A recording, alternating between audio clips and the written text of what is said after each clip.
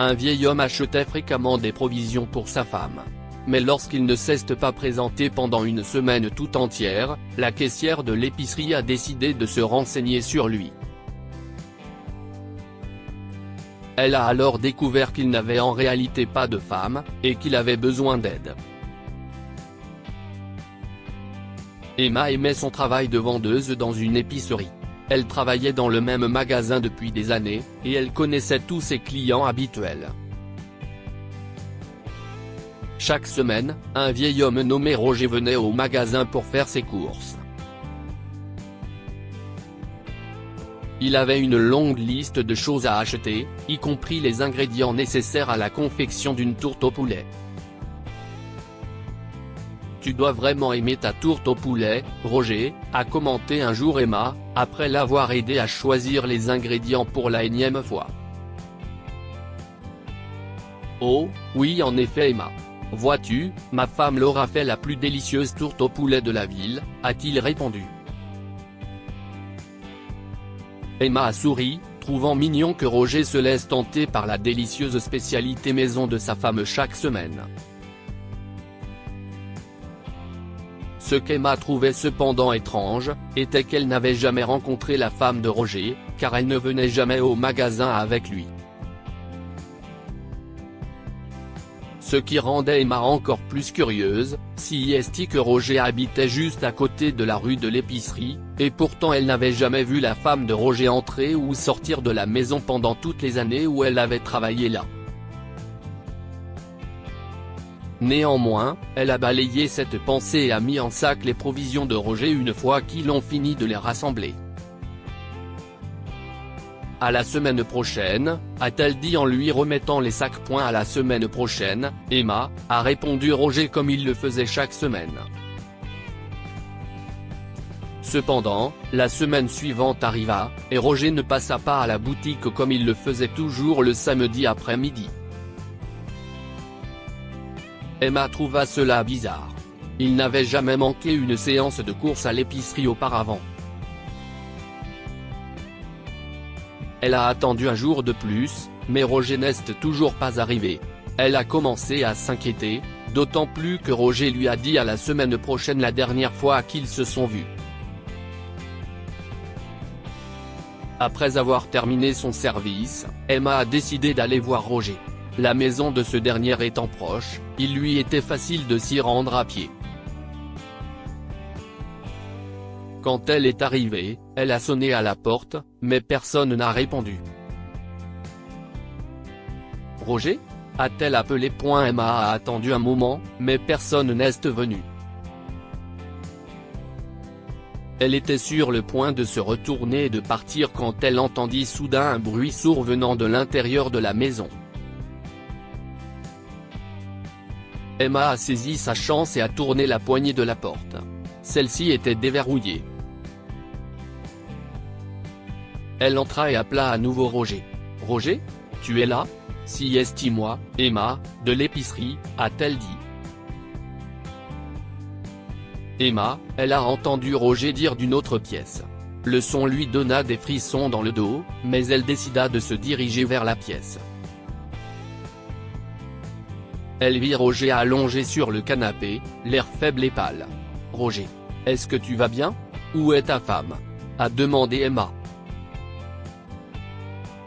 Lentement, Roger tourna la tête vers une table dans la même pièce, et Emma suivit son regard. Là, elle vit une urne avec la photo de la femme de Roger juste à côté. « Je suis vraiment désolé d'apprendre que ta femme est décédée, Roger. Je me suis inquiété quand tu n'es pas venu ce week-end, alors j'ai voulu voir comment tu allais », lui a-t-elle dit. Emma a aidé Roger à se relever pour qu'il puisse s'asseoir. « Merci », lui a-t-il faiblement dit. Il souffrait de fièvre et semblait ne pas avoir mangé un vrai repas depuis des jours.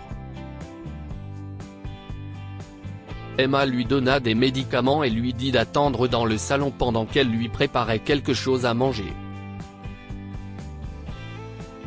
Elle se dirigea vers la cuisine, où elle fut surprise de trouver des boîtes de petits pois et de carottes sur le comptoir.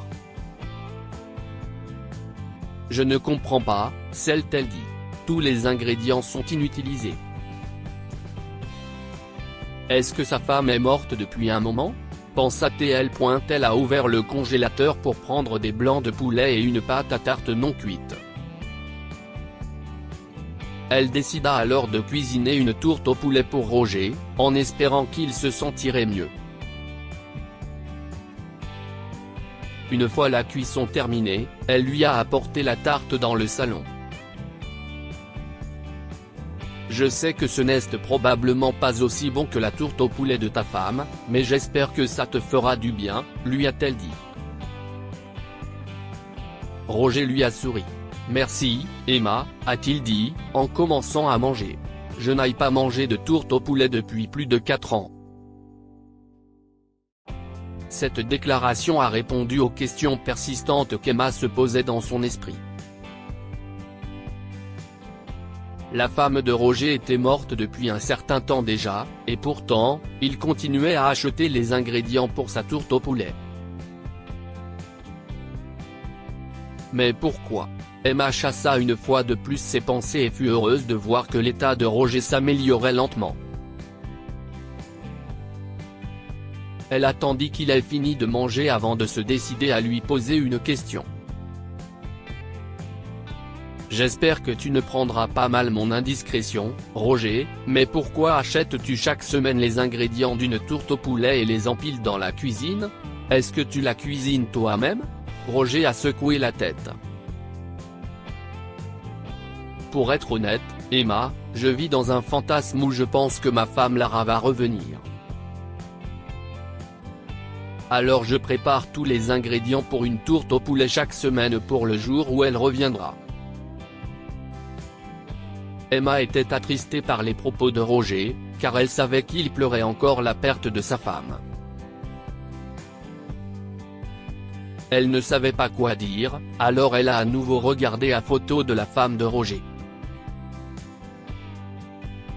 Elle était magnifique, a-t-elle dit. Roger a souri. C'était la plus belle femme que j'ai jamais vue. Elle me manque tous les jours. Mais tu as raison, Emma. Il est peut-être temps de sortir de mon monde imaginaire et d'affronter la réalité, elle ne reviendra pas.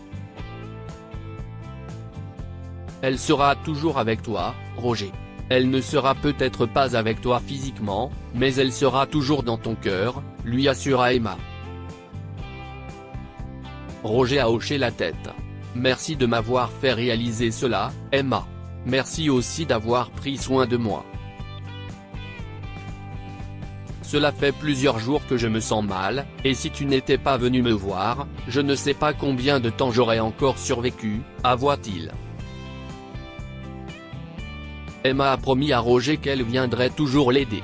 Elle a découvert que Roger se préparait des repas simples tous les jours, mais qu'il ne parvenait jamais à faire la tourte au poulet que sa femme Lara avait l'habitude de préparer. Sachant cela, Emma s'est assurée de lui préparer chaque semaine une variété de plats sains, qu'il pouvait réchauffer quand il le voulait. Grâce à cela, il est devenu beaucoup plus en forme et il est rarement tombé malade. Emma se réjouissait de passer du temps avec Roger, le considérant comme une figure paternelle dans sa vie. Ils sont devenus des amis proches, et Roger appréciait la façon dont Emma s'occupait de lui. Tu es la fille que je n'aille jamais eue, Emma.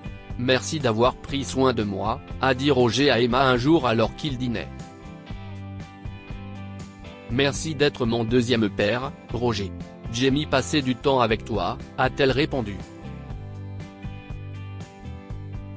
Que pouvons-nous apprendre de cette histoire ?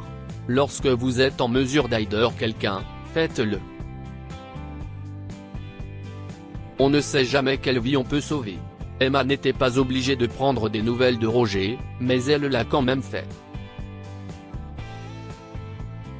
Elle a décidé de lui rendre visite un jour après le travail, après qu'il ne se soit pas présenté comme il le faisait habituellement, et cela a fini par lui sauver la vie. Tout le monde fait face à la perte différemment.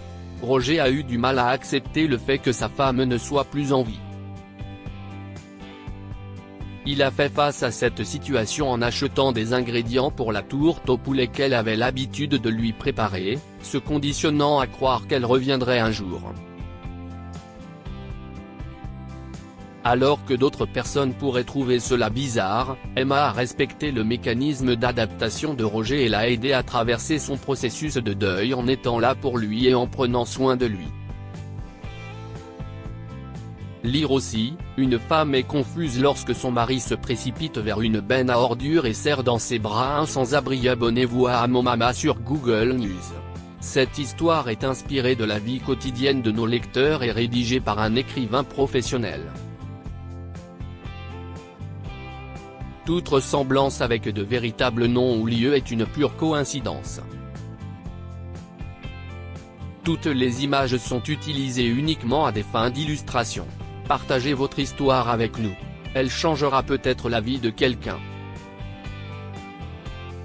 Si vous souhaitez partager votre histoire, envoyez-nous un mail à info@momama.com.